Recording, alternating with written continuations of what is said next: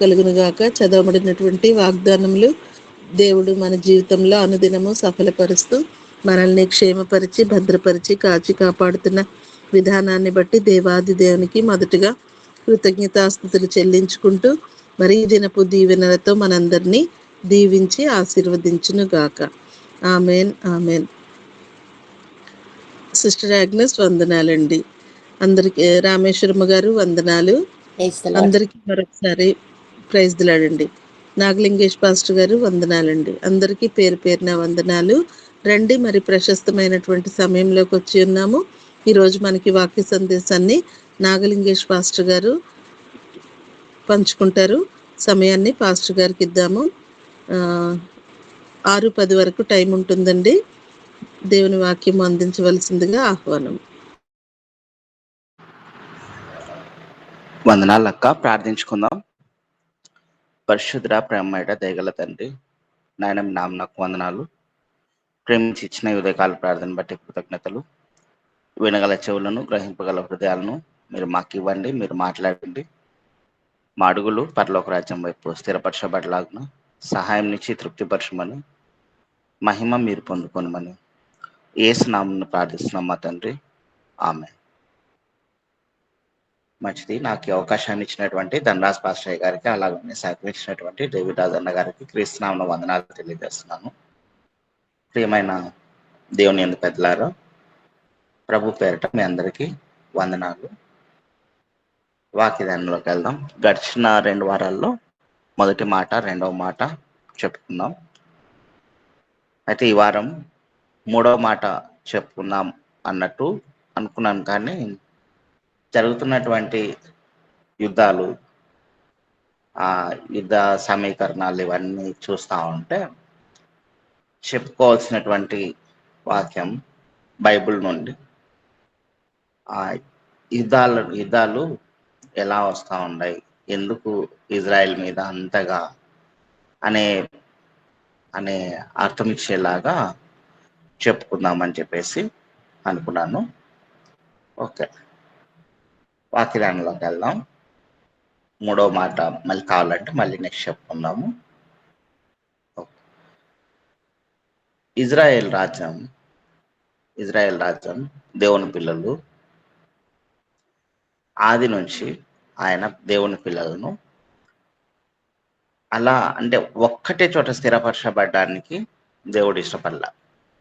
ఒకటే చోట స్థిరపడడానికి అంటే ఇప్పుడు భారతదేశాన్ని మేము విడిచిపెట్టి వెళ్ళలేము అని చెప్పేసి ఎలాగైతే అందరూ అట్లే ఉండిపోతారో బహు కొద్ది మంది మాత్రమే దేశాన్ని విడిచిపెట్టేసి అలా వెళ్ళిపోవడం జరుగుతుందో, సేమ్ ఇజ్రాయెల్ జనాంగం మాత్రం, ఇజ్రాయెల్ ప్రజల్ని మాత్రం అసలు ఆ దేశానికి గుర్తింపే లేకుండా దేవుడు దాదాపు 2000 సంవత్సరాలు అంటే బైబిల్లో ఆదికాండం మొదలుకొని ప్రకటన గ్రంథం వరకు ఇజ్రాయెల్ రాజ్యం అలా ఉంది కదా అని మనం అనుకుంటాం కదా. ఎక్కడ చూసినా ఇజ్రాయెల్ అని చదువుకుంటాం. క్రీస్తు శకం అంటే యేసుక్రీస్తు ప్రభుల వారు చనిపోయిన తర్వాత, ఆయన అంటే యేసుక్రీస్తు వారి కాలం అక్కడికి అయిపోయిన తర్వాత టైటస్ అనే ఒక రాజు, రోమా సామ్రాజ్యానికి సంబంధించిన రాజే వచ్చి మొత్తం ఆ యెరూషలేం పట్టణాన్ని మొత్తం నాశనం చేసేసి, ఆ టెంపుల్ని కూడా నాశనం చేసేసి టోటల్గా డెస్ట్రాయ్ చేసేస్తాడు. యూదులందరూ యేసుక్రీస్తు ప్రభు వారిని నమ్మినటువంటి పిల్లలందరూ చల్లా చెదరైపోతారు అక్కడి నుంచి. అసలు ఇజ్రాయేలు అనే దేశమే లేకుండా చేసేస్తారు. 70వ సంవత్సరంలో జరిగిన తర్వాత ఎందుకు ఇట్లా చల్లా ఇప్పుడు మాత్రమేనా అంటే, మొదటి నుంచి దేవుడు అదే ప్రణాళిక కలిగి ఉన్నాడు. పిల్లలందరూ ఒక చోట ఉండకూడదు. ఎందుకంటే దేవుని గురించిన జ్ఞానము ప్రపంచమంతా విస్తరింపబడాలి. ఇది మెయిన్ రూల్, దేవుని యొక్క ఆకాంక్ష. ఒకటే చోట ఉండిపోయారంటే ఇక నన్ను గురించిన జ్ఞానాన్ని, దేవుడు ఉన్నాడు అన్న సత్యాన్ని, ఆ దేవుడు ఆయనే అన్న సత్యాన్ని అందరికీ తెలియజేయాలి కదా. ఇది ఎవరు తెలియజేస్తారు? అందరూ ఒకటి చోట ఉంటే అందరూ మన దగ్గరికి రారు కదా అనే ఉద్దేశంతో దేవుడు బాబెలు గోపురం కట్టేటప్పుడు కూడా ఆది కాండంలో బాబెలు గోపురం కడతారు కదా, అక్కడి నుంచి కూడా అందరినీ చెల్లా చెదురు చేసుకుంటా, బట్టలు తారుమారు చేసుకుంటా పంపించేస్తూనే ఉన్నారనమాట. పంపిస్తూనే ఉన్నారు. ఆ తర్వాత అక్కడ అట్లా చేశారు. యేసుక్రీస్తు మరణం తర్వాత అంటే స్టెఫన్ చనిపోతారు చూడండి, అప్పుడు కూడా చాలా మంది చెల్లా చెదరైపోతారు. దేవుని పిల్లలందరూ ఉండరు, ఒకే చోట ఉండరు. వివిధ దేశాలు, వివిధ ఖండాలు ఎంచుకొని వెళ్ళిపోవడమే. వెళ్ళిపోయి అక్కడ దేవుని గురించిన జ్ఞానాన్ని పరిచయం చేస్తూ ఉండడం. అంటే గట్టిగా అందరికీ తెలియజేసేలా, లేదంటే ప్రవర్తన ద్వారా, సాంప్రదాయాల ద్వారా తెలియజేసుకుంటూ వచ్చారు. మొత్తానికి ప్రపంచమంతా యేసుక్రీస్తు ప్రభుల వారి గురించి, దేవుని గురించిన ఈ మాటలు తెలియాలి. తెలిసిన తర్వాత వీళ్ళందరినీ మళ్ళీ దేవుడు ఏదైతే తుడవబెట్టబడిందో ఆ దేశం మళ్ళా కట్టబడాలి. ఏది ఆ దేశం అంటే ఇజ్రాయెల్ దేశం. ఇది మళ్ళీ కట్టబడాలి. ఎలాగంటే ఒక సందర్భం ఉంటుంది బైబిల్లో. ఒక సందర్భం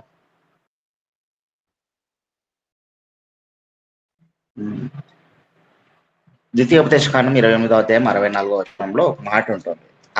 మిమ్మల్ని అందరినీ చెదరగొట్టేస్తాను అనే మాట. ద్వితీయోపదేశకాండం 28:64లో ఒక మాట ఉంటుంది. దేశం యొక్క ఈ కొన మొదలుకొని ఆ కొన వరకును సమస్త జనములలోనికి యెహోవా నిన్ను చెదరగొట్టును. అక్కడ నీవైనను నీ పితరులైనను ఎరుగని కొయ్యవియు రాతివియునైనా అన్ని దేవతలను పూజించు. అక్కడికంటే వెళ్ళిపోతావు, తిరిగి నీ తప్పు తెలుసుకుంటావు. నేనైతే చెదరగొడతాను.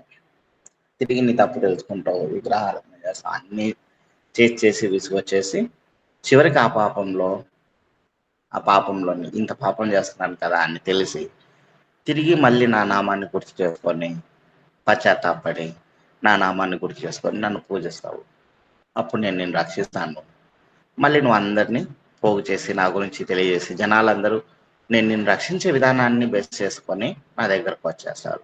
ఇది దేవుని యొక్క సంకల్పం. ప్రపంచమంతా తెలియబడాలి. ఇజ్రాయెల్ దేవుని పిల్లలు పశ్చాత్తాపం పొంది దేవుని దగ్గరకు చేరాలి. ఇది ఒక సందర్భం చూపిస్తాను. మార్కు సువార్త 11వ అధ్యాయము 13-14 వచనాలు. 13-14 వచనాలు. మరునాడు వారు బేతనీయ నుండి వెళ్తుండగా ఆయన ఆకలిగొని ఆకులు గల ఒక అంజూరపు చెట్టును దూరం నుండి చూచి దాని మీద ఏమైనాను దొరుకునేమో అని వచ్చాను. దాని యొద్దకు వచ్చి చూడగా ఆకులు తప్ప మరేమీ కనబడలేదు. ఏలైనగా అది అంజూరపు పండ్ల కాలము కాదు. అందుకు ఆయనకి మీదట ఎన్నటికీ నీ పనులు ఎవరినూ తినకుందరుగాక అని శపించను. అంజూరపు చెట్టును శపించే విధానం. ఈ అంజూరపు చెట్టు ఏదంటే ఇజ్రాయెల్ హోషేయ 9:10 ప్రకారం, హోషేయ గ్రంథం 9:10 ప్రకారం ఇజ్రాయెల్ జనాంగాన్ని, ఇజ్రాయెల్ దేశాన్ని అంజూరపు చెట్టుతో పోలుస్తాడు దేవుడు. అంజూరపు పండ్లతో పోలుస్తాడు హోషేయ 9:10 ప్రకారం. ఈ అంజూరపు చెట్టు ఇజ్రాయెళ్లకు మాదిరి. ఫలించాలి అని దేవుడు ఎదురు చూస్తా ఉన్నాడు, ఫలించట్లేదు. అందుకని అని చెప్పేసి అయితే ఈ అంజూరపు చెట్టును శపించిన తర్వాత మళ్ళీ రెండవ రాకడ గురించి దేవుడు చెప్పేటప్పుడు ఒక మాట చెప్తాడు. రెండవ రాకడ గురించి చెప్పేటప్పుడు అదే ఏమని చెప్తాడంటే మత్తయి సువార్త 24వ అధ్యాయము 32వ వచనం చూడండి. మత్తయి 24:32. అంజూరపు చెట్టును చూచి ఒక ఉపమానం నేర్చుకొనుడి. అంజూరపు కొమ్మ లేతదై చిగురించినప్పుడు వసంతకాలము ఇంకా సమీపంగా ఉన్నదని మీకు తెలియను. ఈ అంజూరపు చెట్టు కొమ్మ లేతదై చిగురించేటప్పుడు అంజూరపు చెట్టు ఉన్న అంటే ఇజ్రాయెల్ జనాంగం ఉంది కదా, ఈ దేశం మళ్ళీ చిగురిస్తుంది. అంటే మళ్ళీ దేశంగా ఏర్పడుతుంది. ఏర్పడిన తర్వాత వసంతకాలం వచ్చింది అంటే పనులు తెప్పుకునే కాలం వచ్చిందని మీరు గుర్తుపట్టండి. కొత్త కాలం వచ్చింది అని. ఆ వచ్చినప్పుడు అది మీకు తెలియాలి. ఆ ప్రకారమే మీరు ఈ సంగతులన్నీ జరుగుట చూసినప్పుడు ఆయన సమీపముననే ద్వారం దగ్గరననే ఉన్నాడని తెలుసుకోండి. ఇవన్నీ జరుగు వరకు ఈ తరము గతింపదు. ఈ తరము గతింపదు అంటే దాదాపుగా 100 సంవత్సరాలు. ఒక తరము అంటే 100 సంవత్సరాలు. ఈ దేశం ఏర్పడి 100 సంవత్సరాలు అయితే తప్ప ఇవన్నీ జరగవు అని దేవుడు అప్పుడు చెప్పాడు. అంజూరపు చెట్టు చిగురించే కాలం వస్తుంది. ఇవన్నీ జరిగిన తర్వాత ఏవి పైన చెప్తాడనమాట, ఎలాంటివి జరుగుతాయి రెండవ రాకడ సమయంలో. ఇవన్నీ జరిగినప్పుడు మీరు క్రీస్తు రెండవ రాకడ వస్తుందని, అంత్యకాలం వచ్చిందని చెప్పేసి మీరు గుర్తుపట్టండి. అప్పటి వరకు ఈ తరం గతించదు అంటే 100 సంవత్సరాలు. ఇప్పటికీ ఇజ్రాయెల్ దేశం ఏర్పడి 1948 మే 14వ తారీఖున ఇజ్రాయెల్ దేశానికి స్వాతంత్రం వచ్చింది. 1948 మే 14న ఇజ్రాయెల్ దేశానికి స్వాతంత్రం వచ్చింది. మనకి ఎట్లా 1947లో వచ్చిందో వాళ్ళకి 1948. మన తర్వాత ఒక సంవత్సరం. అక్కడి నుంచి తరం లెక్క పెడితే 2048కి 100 సంవత్సరాలు అవుతుంది. దేవుడు లెక్క పెట్టిన రీతిగా అంటే ఒక తరం ఈ తరం గతించదు అంటే 100 సంవత్సరాలు 2048 అవుతుంది. అంటే దేవుని యొక్క మనం అంటే రెండవ రాకడ సమయాన్ని మనము ఖచ్చితంగా ఈ సమయం అని మనం చెప్పలేము. ఎందుకంటే ఆయన దొంగ మాదిరి వస్తాడని ఆయనే చెప్పాడు. అయితే అంచనా వేసుకోవడం తప్పే, పరిస్థితులను బట్టి ఈ ప్రభావాలను బట్టి ఓకే రెండవ రాకడ సమయం అతి సమీపం అయింది, మరింత జాగ్రత్త పడాలని చెప్పుకోవడం తప్పితే ఎగ్జాక్ట్గా ఈరోజు వస్తాడని మాత్రం అలా చెప్పలేం. అలా చెప్పడానికి ఎవరికి అర్హత లేదు. అయితే 2048 సంవత్సరాలకు ఒకవేళ అంటే రావడానికి ఇక కాలం సమీపమై ఉందేమో. ఎందుకంటే జరుగుతున్నటువంటి సన్నివేశాలు మరీ దగ్గరగా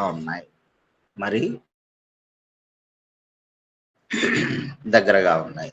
ఇజ్రాయెల్ దేశం మీదకి ఇలా 100 సంవత్సరాలు అయింది. ఇజ్రాయెల్ దేశం మీదకి 100 సంవత్సరాలు కాబోతా ఉంది స్వాతంత్రం వచ్చి. ఇజ్రాయెల్ దేశం మీదకి ఎంతగా అంటే మొట్టమొదటి డే నుంచి ఇజ్రాయెల్ దేశం స్వాతంత్రం పొందుకోవటానికి కష్టపడింది. స్వాతంత్రం తీసుకున్నాక మన దేశానికి స్వాతంత్రం వచ్చింది కదా 1947లో. 1948 జనవరి 26 వరకు మనకంటూ ఒక ప్రభుత్వం లేదు. అంటే మన రాజ్యాంగం లేదు. మన రాజ్యాంగాన్ని మనం నిర్మించుకోవటానికి అంత టైం, మన ప్రభుత్వం మనం ఏర్పాటు చేసుకోవటానికి, మన నిర్ణయాలు మనం తీసుకోవటానికి చాలా టైం పట్టింది. కానీ దేవుడు ఏర్పాటు చేసినటువంటి దేశం కదా. ఒక ఇజ్రాయెల్ దేశము ఒకే రోజులో ఏర్పడింది, ఒకే రోజులో ప్రభుత్వాన్ని ఏర్పాటు చేసుకున్నది, ఒకే రోజే దేశంగా మిగిలిన దేశాలతో అంగీకరించబడింది. ఒకే రోజులోనే ఏర్పడింది, ఒకే రోజులోనే ప్రభుత్వం ఏర్పాటు చేసుకున్నది, ఒకే రోజులోనే మిగిలిన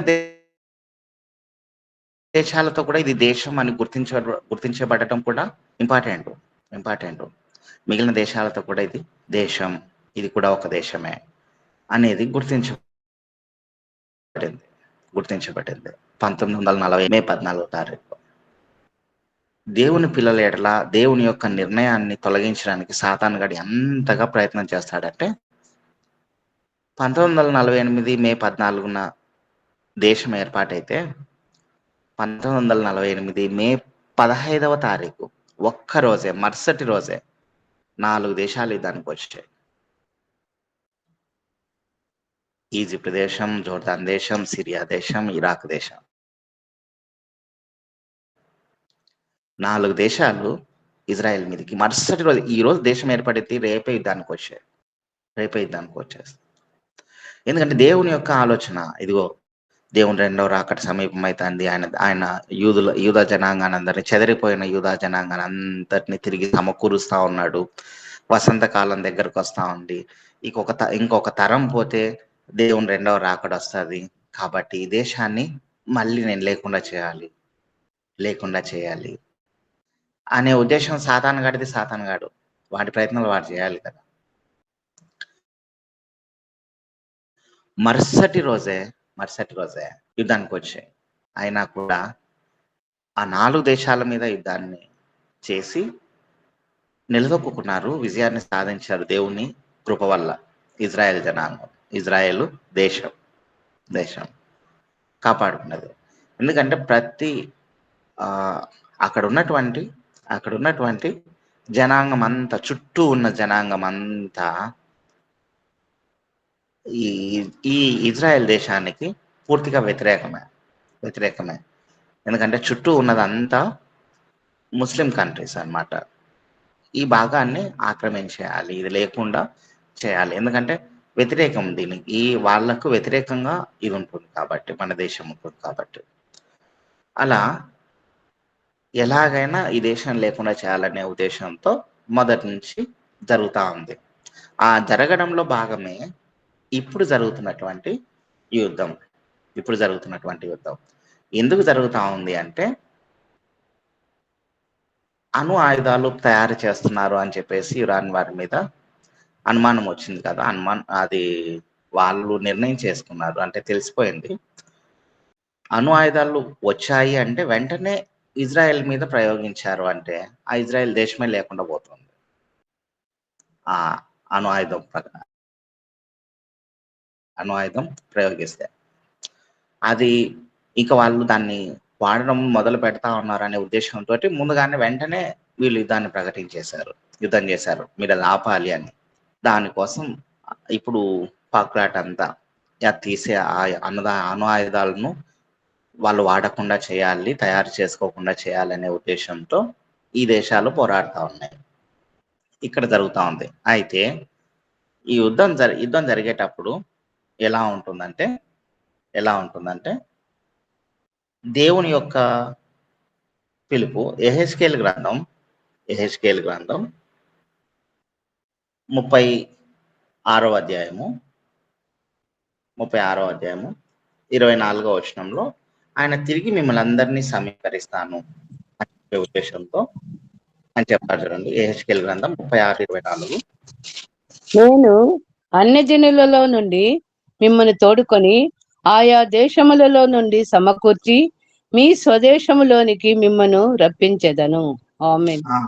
స్వదేశంలోనికి మిమ్మల్ని అన్ని చోట్ల నుంచి మిమ్మల్ని తీసుకొని వచ్చి మిమ్మల్ని ఇజ్రాయెల్ దేశంగా మళ్ళీ పెడతాను. ఆ దేశంలోనికి మీరు అందరూ వస్తారు. వచ్చిన తర్వాత ఎలా వస్తారు అంటే 37వ అధ్యాయంలో మనం చెప్పుకున్నాం కదా, ఆయన లోయలోనికి వెళ్ళి యెహెజ్కేలు గారు ఆత్మవశుడై ఎముకలను అన్ని చూసి వాటన్నిటిని శరీరం కమ్మని చెప్పేసి, శరీరం అయిన తర్వాత ఆయన వాయువుగా మళ్ళీ అన్ని ఎముకలన్నీ ఒకదానికొకటి అతుక్కొని శరీరాలుగా తయారయ్యి, మానవులుగా తయారయ్యి బయటకు వస్తారు. చూడండి, అలా ఇజ్రాయెల్ జనాంగం అంతా చల్లా చెదిరైపోయినటువంటి ఇజ్రాయెల్ జనాంగానికి అంతటిని ఆయన తిరిగి సమీకరిస్తాడు అనే ఉద్దేశమే 37వ అధ్యాయం. అన్నిటినీ సమకూర్చిన తర్వాత ఎలా ఉంటుందంటే పరిస్థితి, ఒక్క రోజులోనే నిజంగా దేవుని యొక్క రాజ్యం ఏర్పడుతుందా అంటే అది కూడా దేవుని వచనమే. ఇక్కడ 37వ అధ్యాయం 21వ వచనం ఒకసారి చూడండి. ప్రభు అయిన యెహోవా సెలవిచ్చినది ఏమనగా, ఏ అన్యజనులలో ఇజ్రాయెల్ చెదిరిపోయారో ఆయా అన్యజనులలో నుండి వారిని రక్షించి, వారు ఎచ్చట ఉన్నారో అచ్చట నుండి వారిని సమకూర్చి వారి స్వదేశంలోనికి తోడుకొని వచ్చి వారికి మీదటి ఎన్నటికీ 2 జనములుగాను 2 రాజ్యములుగాను ఉండకున్నట్లు ఆ దేశంలో ఇజ్రాయేలీయుల పర్వతముల మీద వారిని ఏక జనంగా చేసి వారికి అందరికీ ఒక రాజునే నియమించదను. అందరిని కలిపి ఒక చోట చేరుస్తాను, ఒక దేశాన్ని ఏర్పాటు చేస్తాను, ఒకే రాజుగా ఏర్పాటు చేస్తాను. ఇజ్రాయెల్ దేశం ఒకే రోజు ఒకేసారి ఏర్పడిందని చెప్పాను కదా. యెషయా గ్రంథం 66వ అధ్యాయం 8వ వచనం ఒకసారి చూడండి. 66వ అధ్యాయము 8వ వచనం. 8వ వచనం. అట్టి వార్త ఎవరు నిలిచి వినియండిరి, అట్టి సంగతులు ఎవరు చూచిరి? ఒక జనమును కనుటకు ఒకనాటి ప్రసవ వేదన చాలునా? ఒక్క నిమిషంలో ఒక జనము జన్మించునా? సియోనునకు ప్రసవ వేదన కలుగగానే ఆమె బిడ్డలను కనెను. ఆమేన్. ఒక్క నిమిషంలో ఒక జనము జన్మించునా? ఒక జనమును కనుటకు ఒకనాటి ప్రసవ వేదన చాలునా? అంటే ఒకే రోజులో దేశం ఏర్పడిపోయింది. దేవుని ప్రవచనమే ఇది కూడా. చాలునా అంటే దేవునికి చాలు, మనుషులకు కాదు. ఒకే రోజులో దేశంగా ఏర్పడడం సాధ్యమా అంటే దేవుని పిల్లలకైతే సాధ్యం.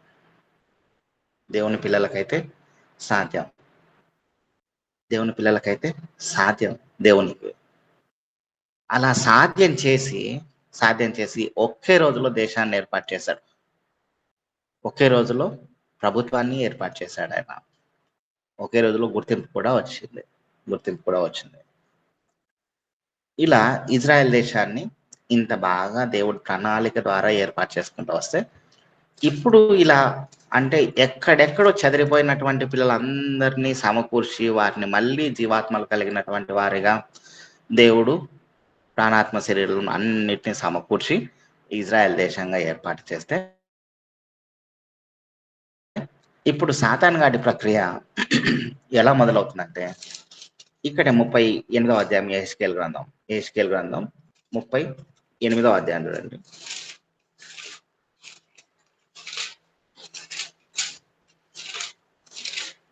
38వ అధ్యాయంలో ఇది ఇక మొదటి నుంచి జరుగుతూనే ఉంటుంది. 19వ వచనం ఒకసారి చూడండి. 38:19. కాబట్టి నేను రోషమును మహారౌద్రమును కలిగిన వాడనై ఈలాగు ప్రమాణం చేసి తిని. 5వ వచనము. నీతో కూడిన పారసీక దేశపు వారిని, కూషీలను, పూతు వారిని అందరినీ, డాళ్లను, శిరస్నానములను ధరించి వారిని అందరినీ నేను బయలుదేరదీసేదను. ఎవరికి చెప్తా ఉన్నాడంటే, ఇజ్రాయెల్ ఒక దేశంగా సమీకరించబడ్డారు కదా. ఇదిగో వారి మీదికి పారసీక దేశపు ప్రస్తుతం ఉన్నటువంటి ఇరాన్ దేశమే పారసీక దేశం.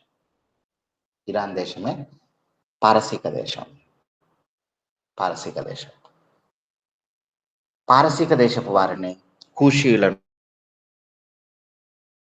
పూతు వారిని అందరినీ, డాళ్లను, శిరస్త్రాణములను ధరించి వారిని అందరినీ నేను బయలుదేరదీసేదను. గోమెరును అతని సైన్యం అంతయును, ఉత్తర దిక్కులో నుండు తోగర్మాయును అతని సైన్యమును, జనములు అనేకములు నీతో కూడా వచ్చును. నీవు సిద్ధంగా ఉండుము, నీవు సిద్ధపడి నీతో కూడా కలిసిన సమూహం అంతటిని సిద్ధపరచుము. వారికి నీవు కావలి అయి ఉండవలెను. ఇరాన్ దేశమా అంటే ఇక్కడ ఉన్నటువంటి పారసీక దేశమా, నువ్వు ఒక సమూహాన్ని అందరినీ పిలుచుకొని వచ్చేస్తా ఉన్నావు అంటే, వస్తావు యుద్ధానికి, వచ్చేసి నా పిల్లలతో యుద్ధాన్ని చేస్తావు. ఎందుకంటే వాళ్ళు తప్పిపోయారు, ఈ పైన ప్రకారం తప్పిపోయారు. ఇది ఒకనాటి తప్పి విధానం కాదు, అనాది కాలం నుంచి తప్పిపోతా వస్తా ఉన్నారు. వాళ్ళందరూ తిరిగి నన్ను తెలుసుకోవాలి. ఇదిగో అందరినీ సమకూర్చిన తర్వాత ఇలా యుద్ధానికి నువ్వు వస్తా ఉన్నావు, అందరినీ సమకూర్చుకొని. ఇప్పుడు ప్రస్తుతానికి కనిపిస్తున్నది ఇరాన్ దేశమే, కానీ బహిరంగంగా కనిపించకపోయినా అంతరంగంగా చాలా దేశాలు ఆ దేశానికి సహకరిస్తున్నాయి. అని చెప్పేసి తెలుస్తా ఉంది. ఇక్కడ ఉన్నటువంటి దేశాల పేర్లు చెప్పాం కదా, ఇవన్నీ ప్రస్తుత కాలమానానికి లెక్క పెడితే ఇప్పుడు ఇరాన్ దేశంతో ఏవైతే కలుస్తా ఉన్నాయో, బాహ్యంగా కాకపోయినా రష్యా దేశము, ఆ పక్కన ఉన్నటువంటి టర్కీ దేశము, ఇవన్నీ వరుస పెట్టి ఈ దేశాలే అన్నమాట. ఈ దేశాలే, అన్ని దేశాలు కలిసి మన పిల్లల మీదకి, దేవుని పిల్లల మీదకు, ఆ దేశం మీదకు వస్తూ ఉన్నాయి. ఎలా వస్తూ ఉన్నారంటే, ఏకంగా 9వ వచనం చూడండి. 9వ వచనం, గాలి వాన వచ్చినట్లును మేఘము కమ్మినట్లును నీవు దేశం మీదికి వచ్చెదవు. నీవును నీ సైన్యమును నీతో కూడిన బహుజనమును దేశము మీద వ్యాపింతురు. గాలి వాన వచ్చినట్టు కమ్మేస్తా ఉన్నారు ఇజ్రాయెల్ దేశం మీదకి. మొత్తం ఇంకా సర్వనాశనం చేయాలి, సమూలంగా నాశనం చేయాలని చెప్పి వస్తా ఉన్నారు. 11వ వచనంలో అయితే, నీవు దురాలోచన చేసి ఇట్లా అనుకుందువు, నేను ప్రాకారం లేని గ్రామములు గల దేశం మీదికి పోయేదను, ప్రాకారములు గల అడ్డగడియలను లేని దేశం మీదికి పోయేదను, నిమ్మలంగాను నిర్భయంగాను నివసించు వారి మీదికి పోయేదను. నిజంగానే నిర్మలంగా నిర్భయంగా ఉన్నాయి కొన్ని ప్రాంతాలు, దేశాలు, గల్ఫ్ దేశాలు, దుబాయ్ కానీ, అరబ్ కంట్రీస్, వాటన్నిటి మీద ఇప్పుడు ఇరాన్ యుద్ధం ప్రకటిస్తూ ఉంది. నెమ్మదిగా ఉన్నటువంటి దేశాలన్నీ అతలాకుతలమైపోతా ఉన్నాయి, అన్నీ సమీకరించబడతా ఉన్నాయి వరుస పెట్టి ఒక్క ఇజ్రాయెల్ కోసం. ఇదంతా జరుగుతుంది అని చెప్పేసి దేవుడు ఎప్పుడో చెప్తూ వస్తా ఉన్నాడు. ఆ తర్వాత ఇవన్నీ జరిగిన తర్వాత అప్పుడు అంటా ఉన్నాడు దేవుడు 19వ వచనంలో, నేను ఎలాగ రక్షిస్తాను అంటే నా పిల్లలను, కాబట్టి నేను రోషమును మహారౌద్రమును కలిగిన వాడనై ఈలాగు ప్రమాణం చేసి తిని, ఇశ్రాయేలీల దేశములో మహా కంపము పుట్టును. ఆమేన్. సముద్రపు చేపలను, ఆకాశ పక్షులను, భూజంతులను, భూమి మీద ప్రాకు పురుగులన్నీ, భూమి మీద నుండి నరులందరూ నాకు భయపడి వణుకుదురు. పర్వతములు నాశనమగును, కొండపేటలు పడును, గోడలన్నీ నేలపడును. ఇవన్నీ గోడలన్నీ నేలపడతాయి, సముద్రాలు అల్లాకల్లమవుతాయి, పర్వతములు తొలగిపోతాయి.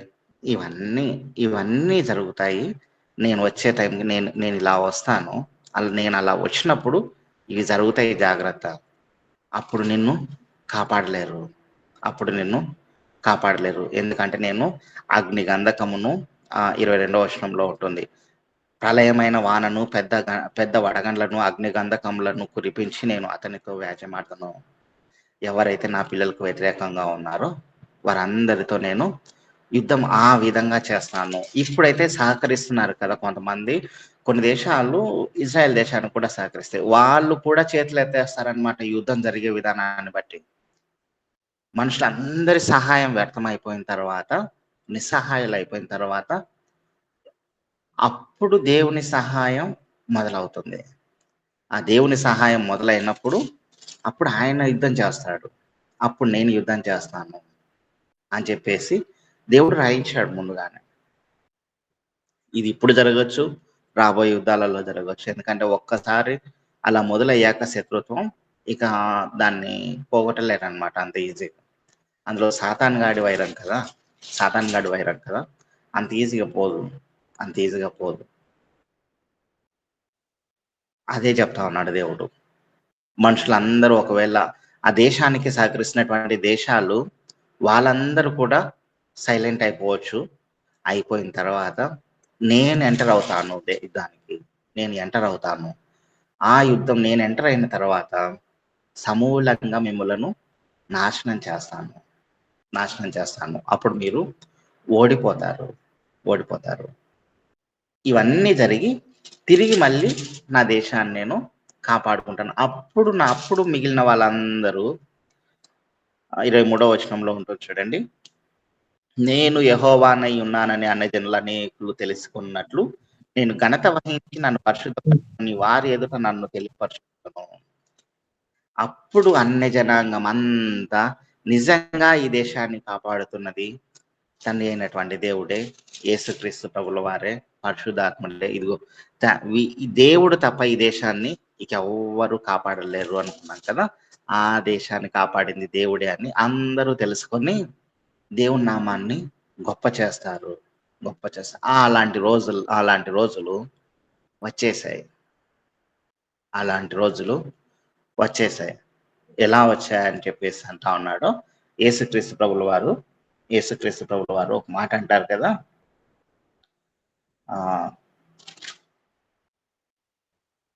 ఆయన మాటలు కూడా ఎలా ఉన్నాయంటే, మత్తయి సువార్త 24వ అధ్యాయము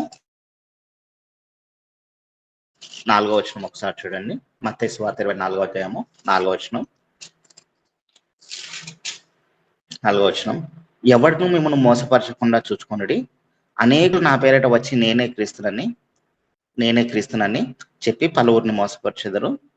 మరియు మీరు యుద్ధములను గూర్చియు యుద్ధ సమాచారములను గూర్చి వినబోదురు. మీరు కలవరపడకుండా చూసుకొనుడి. ఇవి జరగవలసి ఉన్నవి కానీ అంతం వెంటనే రాదు.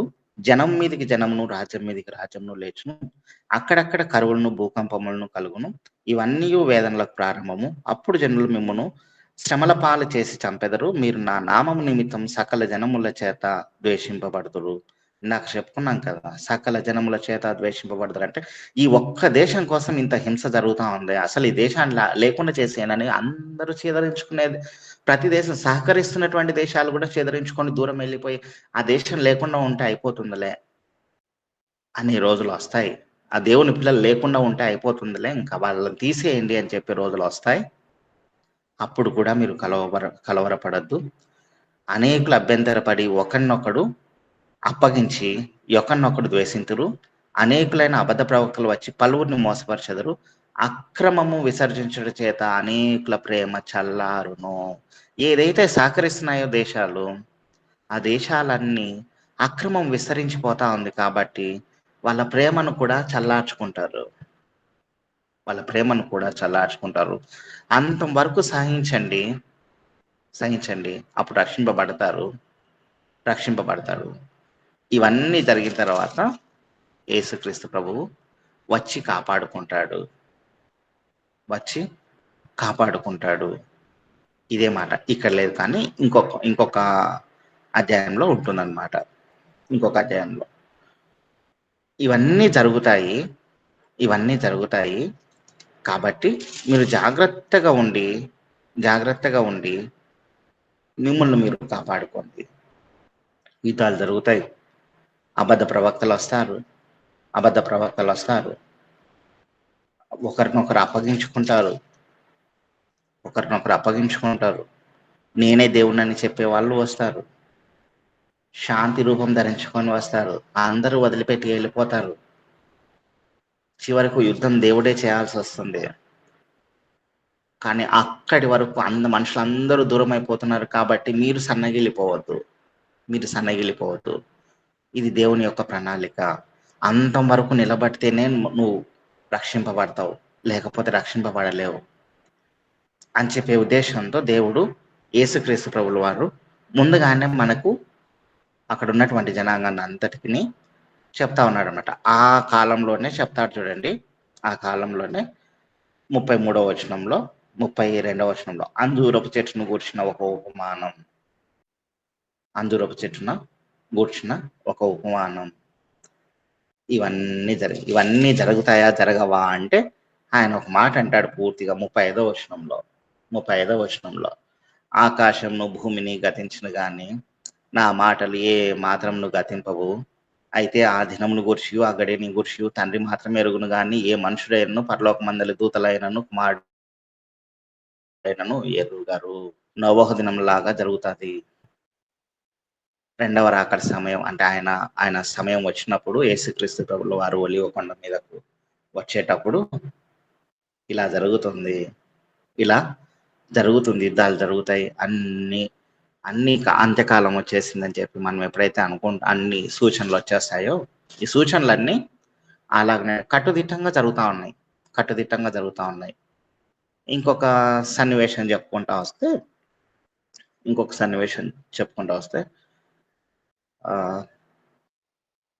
దేవుడు యేసుక్రీస్తు ప్రభుల వారు ఒలివ కొండ మీద నుంచి అలా పైకెత్తబడ్డాడు. అలా మళ్ళీ చెప్పుకోవచ్చు. జకర్యా గ్రంథం 12వ అధ్యాయము 2-3 వచనాలు ఒకసారి చూడండి. జకర్యా గ్రంథం 12వ అధ్యాయము 2-3 వచనాలు. 12వ అధ్యాయం 2-3 వచనాలు చూడండి. నేను యెరూషలేము చుట్టూనున్న జనులకందరికీ మత్తు పుట్టించు పాత్రగా చేయబోతున్నాను. శత్రువులు యెరూషలేమునకు ముట్టివేయగా అది యూదా మీదికిని వచ్చును. ఆ దినమందు నేను యెరూషలేమును సమస్తమైన జనులకు బరువైన రాయిగా చేతును. దానిని ఎత్తి మోయువారందరూ మిక్కిలి గాయపడుదురు. భూజనులందరూ దానికి విరోధులై కూడుదురు. ఆమేన్. ఇందాక మనం చెప్పుకున్నాం కదా, మిగతా దేశాలన్నీ అక్కడి నుంచి వెళ్ళిపోతాయని. అసలు యెరూషలేము ఎందుకు ఇంతగా ఇజ్రాయెల్ జనాంగం మీదకి వస్తా ఉన్నారంటే, దేవుడు దాన్ని ఒక మత్తు పదార్థంగా చేసేసాడు.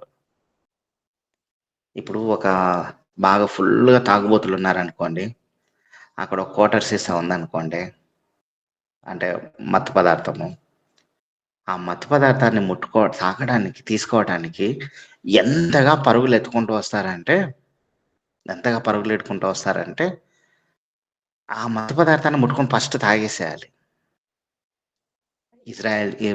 యెరూషలేం పట్టణాన్ని దేవుడు ఒక మత్తు పదార్థంగా చేసి, ఆ మత్తుకు బానిసలైనటువంటి అందరినీ వాళ్ళని అక్కడ పెట్టాడు. అందరూ ఆ మత్తు పదార్థం మీదకి రావడమే అదే జరుగుతా ఉంది. అందరూ ఇజ్రాయెల్ జనాంగం మీదకి రావడమే. యూదా మీదకి వచ్చును. నేను యెరూషలేమును సమస్తమైన జనములకు బరువైన రాయిగా, యెరూషలేం పట్టణాన్ని కాపాడటానికి ఈ పట్టణాన్ని కాపాడదాం అనుకున్న ప్రతి ఒక్కరికి అదొక చాలా బరువుగా కనిపిస్తుంది. ఒకానొక సమయంలో అంటే అమెరికా దేశం కూడా నేను ఇజ్రాయెల్కు సహకరించలేను అనే ఉద్దేశంతో మాట్లాడినట్టు కూడా వార్తలు వచ్చాయి. ఇజ్రాయెల్ దేశాన్ని బరువైన రాయిగా చేసేస్తాడు. ఎవ్వరు కూడా ఇంకా దాన్ని మొయ్యలేరు అన్నట్టు చేసేస్తాను. అందరూ ఇంకా భూజనులు అందరూ విరోధులై కూడి, ఇక ఆ దేశాన్ని వదిలేయండి, అనవసరంగా ఇంత పెద్ద యుద్ధం జరుగుతా ఉంది కదా, అందరూ నాశనం అవుతా ఉన్నారు కదా అనే రోజులు కూడా వస్తాయి అని ముందే దేవుడు చెప్పుకుంటూ వచ్చాడు. చెప్పాడు. ఆ తర్వాత 8వ వచనం. ఆ కాలమున యెహోవా యెరూషలేము నివాసులకు సంరక్షకుడును, ఆ కాలమున వారిలో శక్తిహీనులు దావీదు వంటి వారుగాను, దావీదు సంతతి వారు దేవుని వంటి వారిగాను, జనుల దృష్టికి యెహోవా దూతల వంటి వారుగాను కొందరు. ఆమేన్. ఆ కాలంన ఇప్పుడు రక్షింపబడే కాలం వస్తా ఉంది కదా, ఆ కాలంలో శక్తిహీనులు, అక్కడ మిగిలిపోయినటువంటి శక్తిహీనులందరూ దావీదు వంటి వారు అవుతారు. దావీదు సంతతి వారు దేవుని దూతల వంటి వారు అవుతారు. దేవుడు వారిని రక్షించుకుంటాడు. ఇది చాలా క్లియర్గా చెప్తున్నటువంటి వచనాలే. ఇంకా వెళ్తే మలాకీ గ్రంథంలో ఉంటుంది, మీకా గ్రంథం,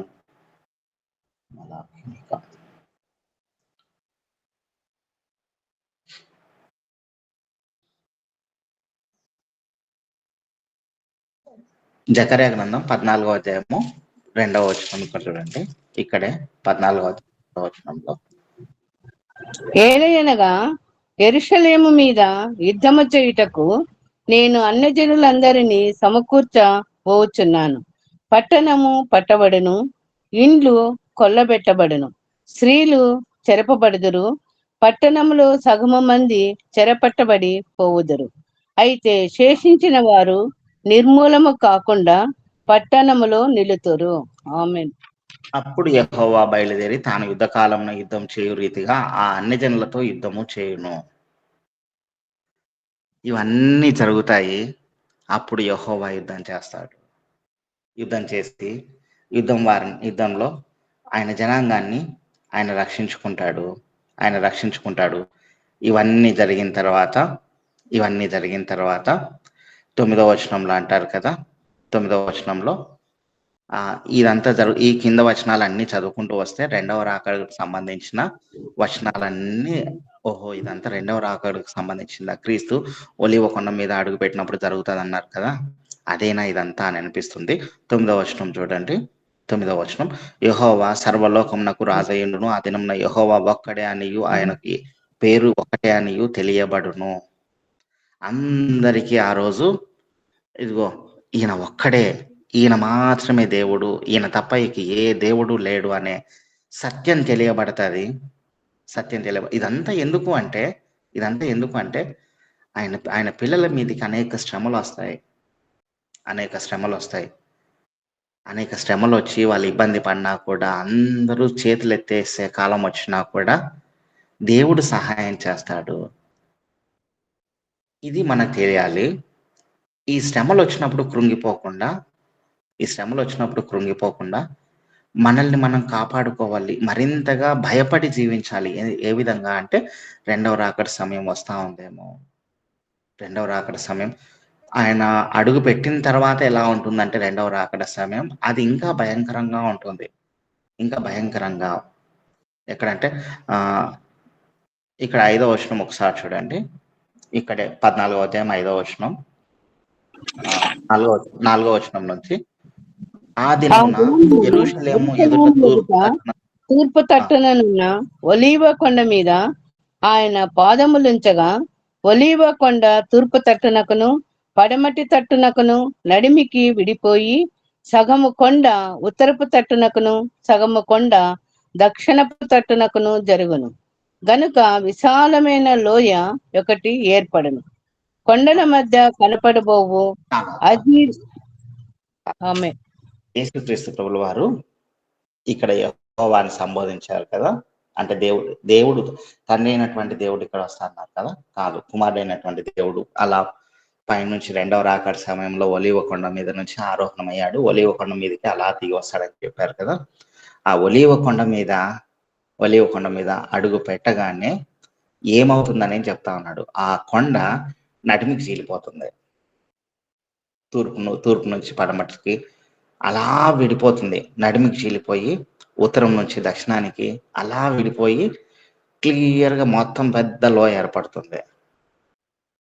ఎవరెవరైతే ఎదురు తిరిగారో అందరు అక్కడ పడి చచ్చిపోతారు. అందరు అక్కడ ఆగిపోతారు.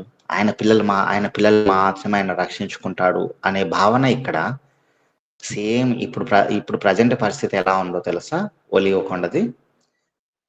కొండ కింద పేట్లు ఏర్పరచబడ్డాయంట. అంటే దాన్ని ఏమంటారంటే Dead Sea transform fault line అని, Dead Sea transform fault line అని చెప్పేసి ఒక పెద్ద లైన్ ఏర్పాటు చేయబడింది. ఒక పెద్ద లైను. ఆ లైను కింద అట్టడుగు బాగాన ఏర్పడతా ఉన్నట్ట. అందుకే అక్కడ బలమైన కన్స్ట్రక్షన్స్ ఏవి జరగటంలా. ఒక పర్యాటక ప్రదేశంగా మాత్రమే ఒలీవ కొండను పెట్టారు, కానీ బలమైన కన్స్ట్రక్షన్స్. ఎందుకు అంటే కింద పునాది గట్టిగా లేదు.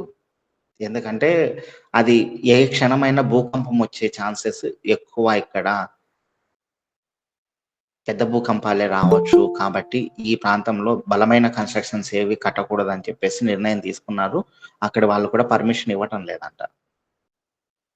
లేదు.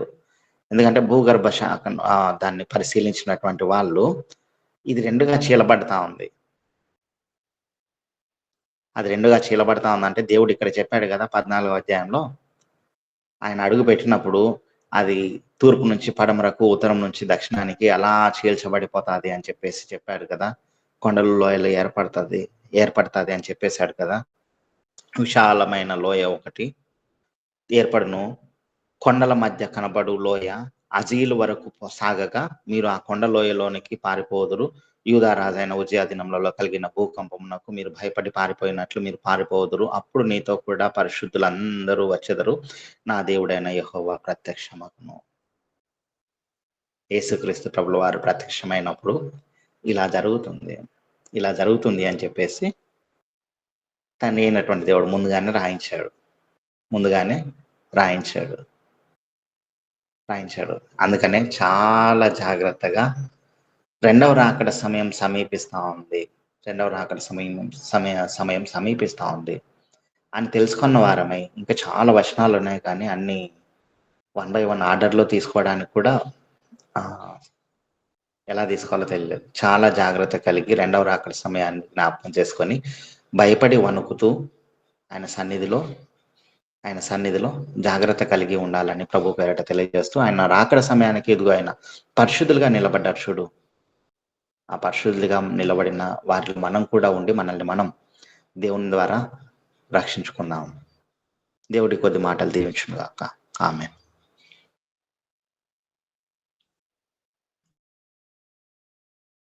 ఆమేన్. ఆమేన్. యుద్ధములు. ఇస్రాయేల్ దేశము మనకు హైదరాబాద్ అంత ఉంటుంది. హైదరాబాద్ తెలంగాణ రాష్ట్రము, ఆంధ్రప్రదేశ్ రాష్ట్రము,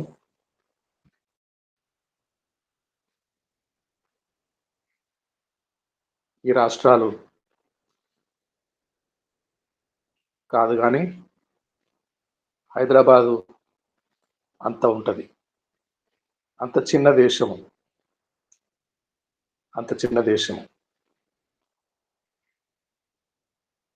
చుట్టూ శత్రు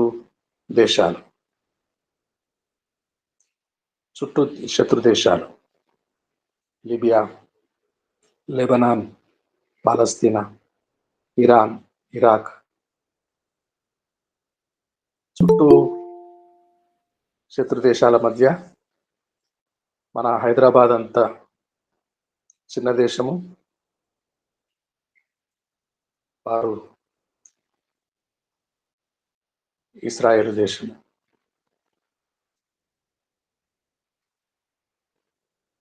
సమకాలీన పరిస్థితులు, యుద్ధము ముమ్మరముగా జరుగుతుంది. మిసైల్స్, బాంబులు కురిపించబడుతున్నాయి. అయితే దేవుడు తన ప్రజలు, అబ్రహాం సంతానము, ఇశ్రాయేలు వారు అబ్రహాం సంతానము. దేవుడు తన ప్రజలను కాపాడుకుంటాడు. ఇశ్రాయేలు దేశాన్ని కాపాడుకుంటాడు. తోగర్మా అమెరికా, తర్షీషు లండన్ బ్రిటన్, కూషు దేశము రష్యా, గోమేరు దేశము జర్మనీ.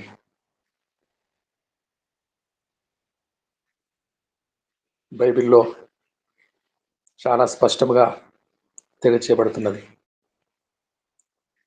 జర్మనీ, అమెరికా, రష్యా,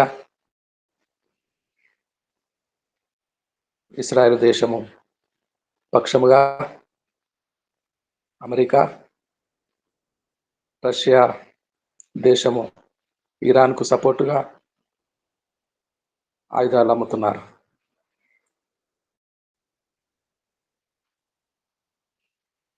దేవునికి స్తోత్రం కలుగును గాక. ఈ సబ్జెక్టు పాస్టర్ నాగలింగేష్ గారు ప్రకటించిన సబ్జెక్టు చాలా విశేషమైనది. సమకాలీన పరిస్థితులు, యుద్ధము జరుగును.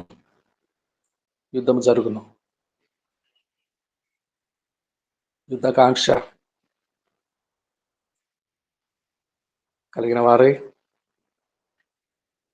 శత్రు దేశాలు దేవుని పిల్లల మీద పోరాడతారు. అయితే దేవుడు వారి పక్షముగా యుద్ధము గెలుస్తాడు. దేవుడే వారి పక్షముగా యుద్ధం గెలుస్తాడు. దేవునికి మహిమ కలుగును గాక. అయితే ప్రపంచవ్యాప్తముగా దేవుని ప్రపంచవ్యాప్తంగా దేవుని నమ్మిన పిల్లలు, సంఘము, క్రైస్తవ సమాజము అనేక ఇబ్బందులకు, శ్రమలకు గురి కావాల్సి వస్తుంది.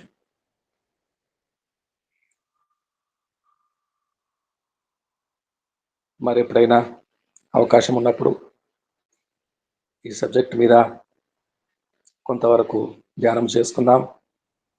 చాలా చక్కని సమకాలీన పరిస్థితులను మన మధ్యలో అవగాహనతో కూడిన సందేశం ఇచ్చిన పాస్టర్ నాగలింగేష్ గారికి అభినందనలు తెలియజేస్తున్నాము.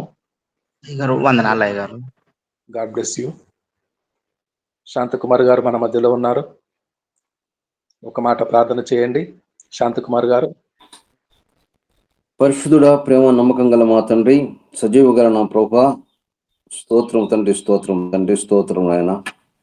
ప్రభాతాన్ని ప్రాతకాల సమయంలో ప్రభాతనైనా మీ దాసుల ద్వారా ప్రభాతనైనా ఈ సహవాసములో ప్రశస్తమైనటువంటి జీవం కలిగినటువంటి గ్రంథములో ఉన్న సజీవ వాక్కులతో ప్రభాతనైనా ప్రస్తుతం జరుగుతున్నటువంటి శ్రమల యొక్క, యుద్ధముల యొక్క తండ్రినైనా కాలమును బట్టి ప్రభా వాక్యంలో మాకు చూపించిన విధానం బట్టి స్తోత్రాలు చెల్లించుకుంటున్నాం.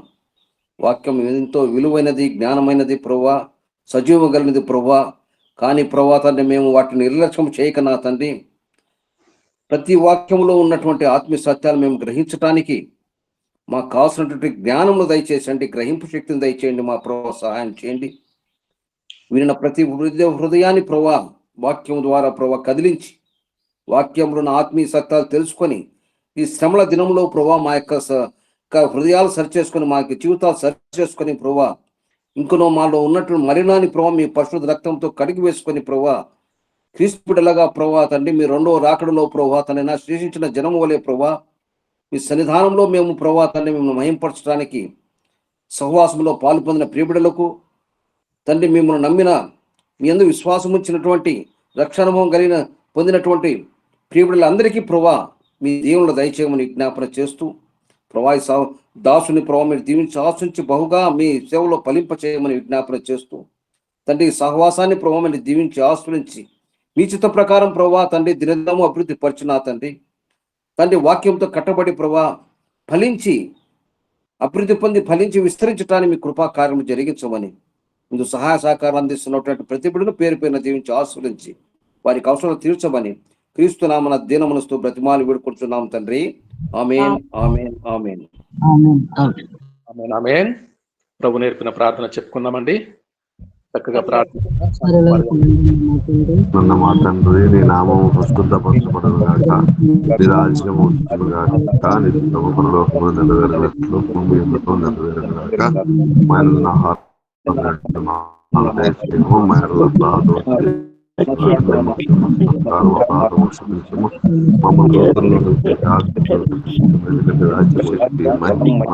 నిరంతరం తండ్రి. ఆమేన్, ఆమేన్, ఆమేన్. పాస్టర్ గారు ఆశీర్వాదం విడుదల చేయండి. మన పరమ తండ్రి అయినటువంటి దేవుని యొక్క కృపయు, ఆయన కుమారుడైన యేసుక్రీస్తు వారి యొక్క ప్రేమయు, పరిశుద్ధాత్మ యొక్క అన్యోన్య సహవాసము ఇప్పుడు కూడి ఉన్న మనకును, మన కుటుంబములకును, మన సంఘములకును, జరగనైనటువంటి హిందీ సెషన్కును, సకల పరిశుద్ధులకును, ఇజ్రాయెల్ దేశములకును, ఇప్పుడును ఎల్లప్పుడూ సదాకాలం తోడైండి నడిపించును గాక. ఆమేన్, ఆమేన్. అందరికీ వందనాలు. ప్రైజ్ లార్డ్, ప్రైజ్ లార్డ్, అందరికీ ప్రైజ్ లార్డ్. వందనాలండి. हिंदी सभरों की वेलदामु. आइए हमारे बीच में जगदीशपुर बिहार से पास्टर विश्वनाथ